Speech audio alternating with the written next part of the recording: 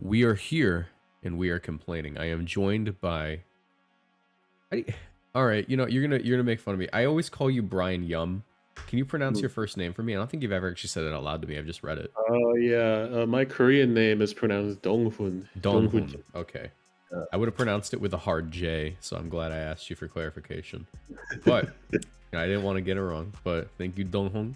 Sure. We are talking about the new tournament structure. So, for those of you who follow me and you just watch the silly, goofy videos and stuff, but you don't compete, this doesn't necessarily apply to you, but it might if you were considering getting into competitive Pokemon. So we're just going to be discussing the changes and explaining why there's been so much backlash regarding them. So yeah, gonna be a quick little video. We have the perspective of Brian, who is a multiple Worlds qualifier and competitor, and me, who is a one-time Worlds qualifier, have not competed at Worlds yet. That is in like a month. I have to book my flight still. I'm an idiot. Let's do it. If you guys enjoyed, leave a like, subscribe, turn on notifications. Brian's links will be in the description down below, and let's get into it. So, Brian, do you want to explain how Worlds qualifying worked this year and every year prior? So far, I started competing since 2016, and there was actually a what's called a championship bar, which when you reach the amount of like CP bar, like for example 300, 400, 500, whatever, like you can qualify for a Worlds invite, which means you can go to Worlds and compete there. But however, what is changing is that this season of 2025, the entire concept is being thrown out the window, and they're only allowing top 75 players in NA and like top 20 in Australia and or whatever it is, and like other like small numbers. So if you look at it by comparison, this year we have over 200 players that have got their invite due to the CP bar being 500, and have like the amount of like the online ICs that actually do help with the getting their invite, because there's been 3 of them over the season in 2023 and 2024. But due to that, basically only around, like compared to this year, only 32.5% of the players like are getting to compete next year compared to like the numbers we had this year, which means it's just a very big decrease in numbers. Yeah, top 75 I feel like is kind of low. If they did top 100, I don't think there'd be as many complaints. But I will say the biggest issue is right here. So, there's a thing called a best finish limit. Now, best finish limits are the total number of tournaments that count towards your invite. So this year we had a best finish limit of 6 for regionals. So like let's say that at you played at like 7 regionals, right? And at 6 of those regionals you got top 32 points, and at one of those regionals you got top 64. Then they would drop the top 64 finish and you would just have your top 32 finishes. So it's your best 6, right? For some reason, international challenges, the most annoying tournaments to get to and the most expensive ones to get to, because they're in locations like Sao Paulo, New Orleans, and London, right? These are expensive trips. These are practically like vacations. If you go to these locations, you should also be on vacation, is the best way to put it. They have a best finish limit of 6. Why 6? I don't know. There are 3 of them. So, for the that's really funny. But it's frustrating because historically these events have not only been difficult to afford to get to, but they've been difficult to get into even if you can afford them because of the way registration's handled. So for example, my friend James Evans, phenomenal player, consistently, top cutting events. He wanted to go to London for EUIC and he wasn't able to get into EUIC, so just out of luck, no EUIC points this year. See, last year that was fine because it was, he already had his invite at that point. He didn't necessarily need to because he was already at 500 points. But because now we're at top 75 points for the region, you're effectively kind of required to go to every single international championship, because if you don't, you're going to get passed.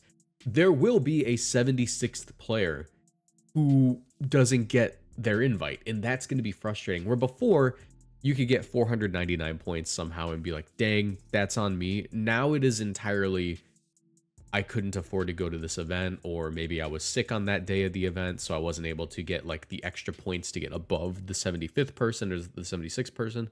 Now this is an issue. So I personally think that having no kicker or no BFL on international challenges is really dumb.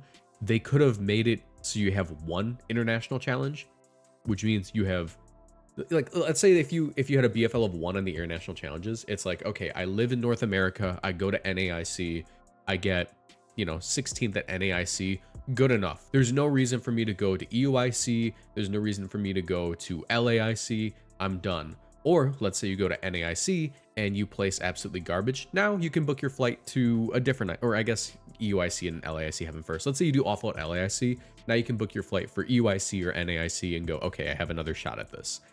No kicker's ridiculous because you basically have to do all of them now. So something important to note is that this year it seems like regional specials and international BFLs are like combined together. So you can only limit yourself to like, if you go to 2 internets, you can only limit your regional points to 4. Mm-hmm. If you go to 3 internets, you can limit your regional points to 3. I feel like which does balance out a bit. But you also have to keep in mind now it's like, okay, I can do, there's almost no reason to do 5 regionals, 1 internet.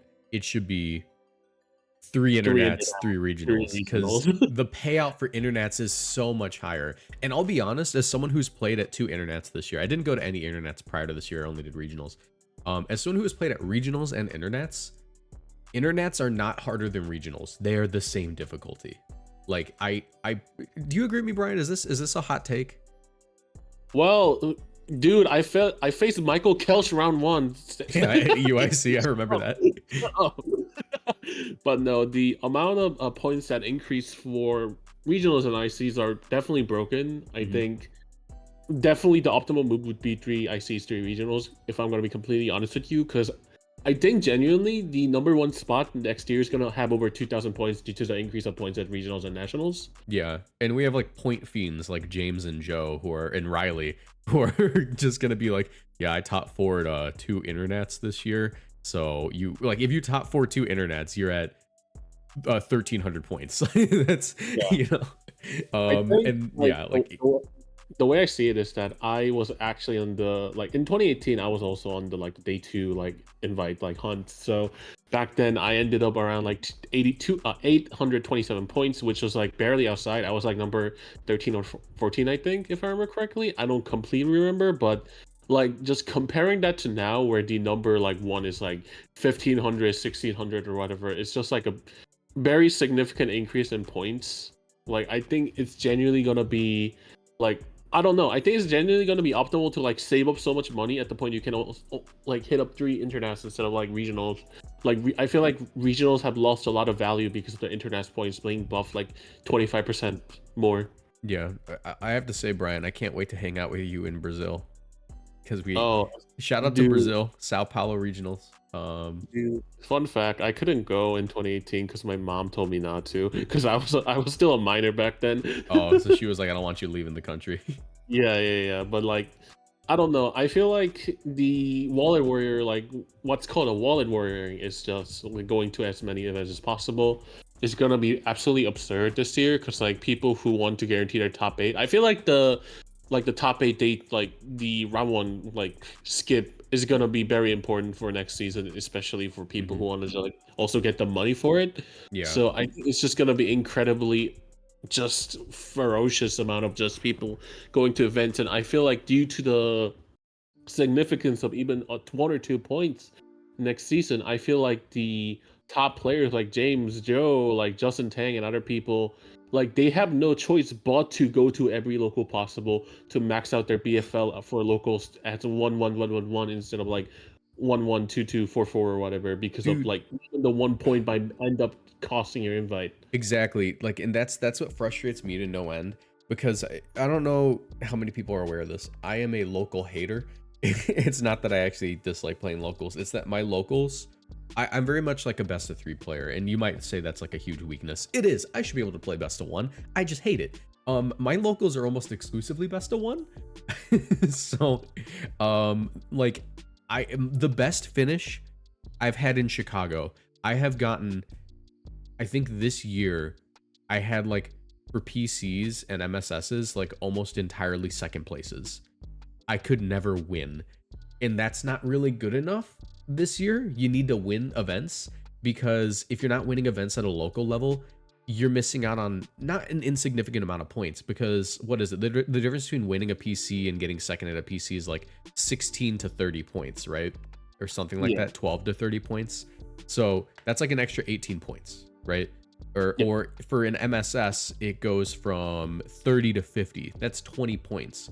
So if you get second place at every single MSS and you have 6 MSSs, that's what? Is it 20 points for second? I always forget. Which one? For MSSs. MSS, like, so Or back 30, then... 30, it's 30 points, right? I'm pretty sure it's 40. Is it? Okay, all right. So 40 points times 6. You know, but I think they might be canceling MSSs. I'm not completely sure. They could be. Like, that's also another thing. Like, we might only have like cup challenges and like, you know, league cups or whatever. So like the local level is also still kind of uncertain.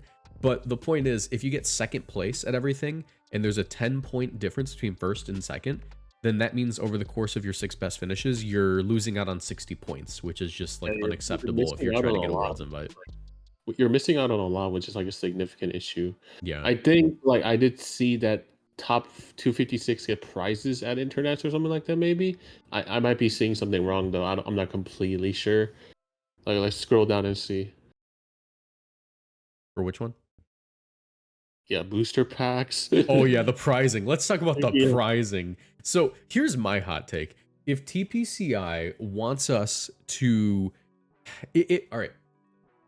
This new tournament structure makes it so you are basically required to attend 3 international challenges for the best odds of getting your Worlds invite, since it's only top 75 instead of just having a bar at 500 points or 700 points or whatever. They could have made it. So if TPCI wants us to spend all this money traveling to events, they should, in my opinion, pay out a little better. So booster packs and cash prizing. Let's talk about this really quick. So cash prizing for VGC, international challenges, or international championship, it did go up. Oh wait, this is for TCG. Yeah, my bad. No, never mind. VGC, I believe it did not go up. Yeah, no, it's the same, dude. It's same. It's 15,000. So is 15,000 a lot of money for VGC? Yeah. Yes, that is a not insignificant amount of money. In my case, that's like not a year of rent, but close, right? You can be set for a while, but that's if you get first place, right? If you get top 32, you get $2,000, which is basically, if you're traveling to like London, that's almost like refunding your trip, right? So free trip to London, got to play Pokemon, that's whatever, right? I think that look, I think that we should be a lot closer to TCG prizing. Yeah, TCG prizing for internationals, top 32 gets 3,000. Is it just like a slight step up? Yes, but is it making it a lot more worth our time? Yeah. If we're going to be spending all this money trying to get to the World Championships, it shouldn't be draining our pockets. And that's where my main concern is. I'm not concerned about getting my invite. I know I can get my invite. I am very much a wallet warrior. This is like my full-time thing. I play Pokemon on the internet, right? Wow, you're a competitive VGC player. Who could have known? Yeah, I'm a competitive VGC player with a YouTube channel. So for me, I get to travel, I get to do all this, I have the free time. But there's the barrier now of PTO for people. What if you can't get the time off for an international championship and you have to do a regional instead, and you do just as good at that regional as you would have done at the international championship, but now it's not enough? Like that's a huge issue. I don't know. I think my whole deal is that if they're gonna make this happen, if they're going to make it so we have to travel to more events, they should at least make it a little more worth our time with the money, you know. Granted, you do get boxes, right? What's the box? You can sell those boxes. That's still not gonna help. That's like only maybe like close to like maybe $50 to $100 depending on how good the packs are, but yeah, that's still not gonna help at all. Like, so my concern is that like when it comes to limitations of schedule and the financials, like next season, like it's my last year of college and I like have to start working towards getting a career, so my time's incredibly limited, and I don't know if I can actually get time off to like go to events and stuff, because even this season it took me like so much time to be able to actually arrange myself to actually be able to go to events. There are some Hmm. events that I skipped because I wasn't able to. So because of this, like the possible mullet warrioring next year, like I'm not really sure how much I can like be able to shell out because of my limited financials and just like schedule in general. So it concerns me that people with like lower amount of opportunities and financials won't be able to get their invite due to the like amount of like limitations they have compared to other players that are like either have YouTube channels or just end up getting top cutting every event to so they get enough money to do it. But not everyone can actually do that. Hmm. I here's the thing, right? I Yeah. am of the opinion that regardless of the system, the top 75 best players will still get their invite. Like the people who get their invite do deserve it, right? Yeah. It's not entirely a financial thing, obviously. They had to work hard for that. My concern is that now there is an extra barrier where there are going to be like great players who, because of missing one event, will no longer be able to go to Worlds, or like they had, like literally it could be I was sick, I couldn't compete at this event. Hmm. You know, it's how to explain it. There's a thing called like the day 2 race, which became the round 2 race, where you would try to be what was the rank in your region, Brian? Was it top 16, top whatever? Um to like skip round 1 at Worlds. Skip around in worlds is top 8. I'm pretty Top 8, sure right? The top 8 in top the 8 city. race and also the travel award race were things people would do. So even though they would already have their invite, they want to be top 8 in their region, right? So they would work so hard and burn themselves out that you could see it physically taking a toll on people. Like I know my friend Dylan, like it really took a toll on Dylan, right? It's a frustrating thing to do because you have to, despite having your invite, keep on playing and traveling and competing, and there's never really a break. This effectively exists to a lower degree, granted, because it's top 75 instead of top 8, but now this effectively exists for everyone. There is never a point in the season, well, there is a point in the season where you're safe. NAIC. NAIC is the point in the season where you are safe. If you are still top 75 after NAIC because there are no more events, you have your invite. But let's say that you are rank 60 in the United States or North America, and then NAIC happens. If you are ranked 60 before NAIC and you don't go to NAIC, there is a Womp. strong chance you lost your invite. Yeah, there's a big womp womp right there. Yeah, so NAIC is going to be probably the biggest event ever this Oh, year. by the way, Marco, speaking of worlds, did you know there's still no pricing for top 32 worlds? Are you kidding me? Yeah, you're playing $5,000 money matches. $5,000 money match at top 32. That's great. That's awesome. Yeah, We that's love this great. game. That's really great. Also, let's talk about asymmetrical top cut though. That is a good change right there. Asymmetrical Mm, top cut is a good change. yeah, like I think people with the same record as like the top 8, like X3 at regionals, something like that, now get their like top cut technically. Yeah. But I feel like that's gonna also like screw some people over because if like this like it's basically a, a money match for 250 extra dollars or possibly more. Yeah. So, I don't know. I don't know. This is It, a it feels very like it feels like we take one step forward, 2 steps back, you know. hmm Here, definitely let's read about the travel prize updates. We're also making updates to travel prizes for qualifying players in the 2025 season. We're expanding the travel awards program to go competitors. Let's go competitors. You now have travel awards. Have fun competing for those. We've also added new prize tiers for TCG, Pokemon video game, Pokemon Go players, priority registration at top participants. Priority registration will also pay the travel award, travel stipend benefit, but will be maintained for those tiers as well. So for VG, which is what we're talking about, 1st through 4th will get $3,500 to travel out of the region if you're 18 above. Or sorry, what is this? 35. I'm Dude, confused I'm about like, this my chart. brain is dying. How does Like this chart reading. work? I do not know. Also, the whole chart's not loaded. Wait, so 1st, 3,500. 4th. Point is, there's stuff to compete for. I don't know how to read this chart. That's a Oh, confusing it's chart. like cause so you see like how the first and fourth was like 3,500 and like 5,000, right? I think the U means under 18, so people under 18 gets more money to travel. I think that's what they're saying. Oh. Oh, okay. Oh, U18. Okay, I'm reading it now. Okay, I'm stupid. Okay, so yeah, so if you're above 18, that's weird. You get more money if you're okay. I don't get it. I mean, I think the reason is because they also have to bring their guardians with them usually. Oh, okay, that makes sense. That makes more sense then. Okay. Yeah. Yeah, because you have to pay for your parent.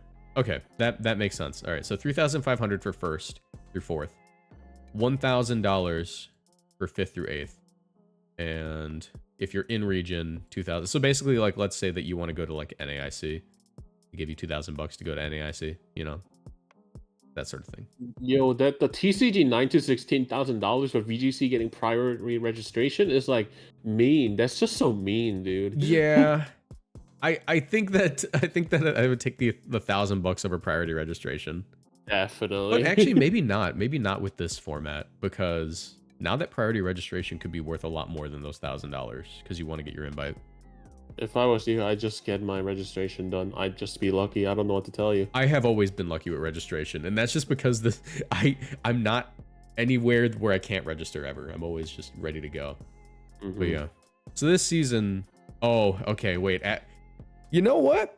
I changed my mind. The worst change is that we still have at-home competitions that we basically have to play now. I have very much been a goofball during the international challenges, which, remember how I said I hate best of one? Oh yeah, you have to take that stuff seriously now. I now have to take it seriously. I made an Orthworm video last time we had one of these because I wasn't taking it seriously, right? Dude, like it's scary because like even though like you have to enter every one of them too if you want a genuine chance at your invite. It's scary. More online tournaments are coming to the 2025 season, giving more opportunities to make progress towards invitation to the World Championships, Pokemon Scarlet and Pokemon Violet. Looking forward to more global challenge events throughout the season. So does that mean there's gonna be more than 3, or are we gonna have like 5? I think we're gonna have more than 3 guaranteed, yeah, due to the amount of like the circuit changes we're gonna have. Okay. Uh, All right. So, all right, we can at least take a look at the events. September 13th, Baltimore Convention Center. Am I seeing you there, Brian? Probably. Possibly. I'm going to Baltimore, you know. Love Baltimore. Never been there. Love Baltimore. Oh, it's pretty cool. Yeah. And then we have Westfalen Hallen in Dortmund. Okay, I don't know why I'm not just reading the... Okay. Why would they not just put the city first? Okay, so Baltimore, Dortmund, Joinville, Jesus Maria. Oh, wait, that's Lima. Okay. Bro. I was like, Jesus Maria. Okay. And then we have Kentucky in October, which I'm going to Kentucky in like 2 weeks here. Lil Regionals. How do you say that word?